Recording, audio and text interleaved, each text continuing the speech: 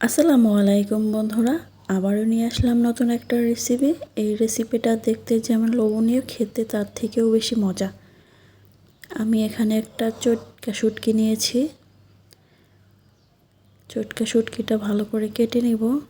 এই শুটকিটার নাম কি আপনারা সবাই জানাবেন। আমাদের ওদিকে এটাকে বলে চটকা। শুটকিগুলো কাটা হয়ে গেছে। এবার আমি ধুয়ে পরিষ্কার করে চুলায় বসিয়ে দিব, গরম পানি দিয়ে ফুটিয়ে নিব যেন আলগা ময়লাগুলো চলে যায়। দেখেন বলক উঠে গেছে, আলগা ময়লাগুলো উঠে আসছে।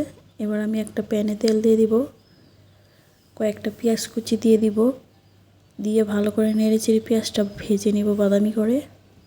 পেঁয়াজ ভাজা হয়ে গেছে, এবার রসুন আর জিরা বাটা দিয়ে দিলাম। 1 চা চামচ কাঁচামরিচ বাটা দিয়ে অল্প পানি দিয়ে দিলাম, লবণ দিয়ে দিলাম, হলুদের গুঁড়া, মরিচের গুঁড়া দিয়ে ভালো করে নেড়েচেড়ে মশলাগুলো কষিয়ে নিব। এবার দিয়ে দেব একটা টমেটো কুচি। টমেটোটা দিয়ে ভালো করে নেড়েচেড়ে আরেকটু কষিয়ে নিব। কষানো হয়ে গেছে, কয়েকটা কাঁচামরিচ কুচি দিয়ে দিচ্ছি আমি আগে থেকেই। দিয়ে ভালো করে নেড়েচেড়ে আমি শুটকিগুলো দিয়ে দিব।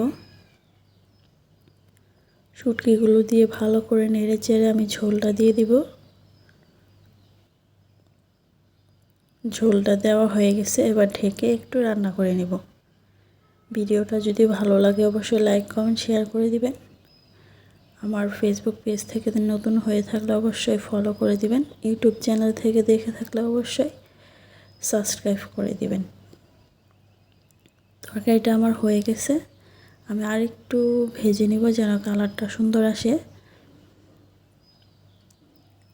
আমার তরকারিটা একদম রেডি। দেখেন কালারটা কত সুন্দর হয়েছে। আশা করি ভিডিওটা ভালো লাগবে। এই তরকারিটা গরম ভাতের সাথে কিন্তু অনেক মজা লাগে। রেসিপিটা ভালো লাগলে অবশ্যই লাইক, কমেন্ট, শেয়ার করে দিবেন। সবাই ভালো থাকবেন, সুস্থ থাকবেন। আল্লাহ।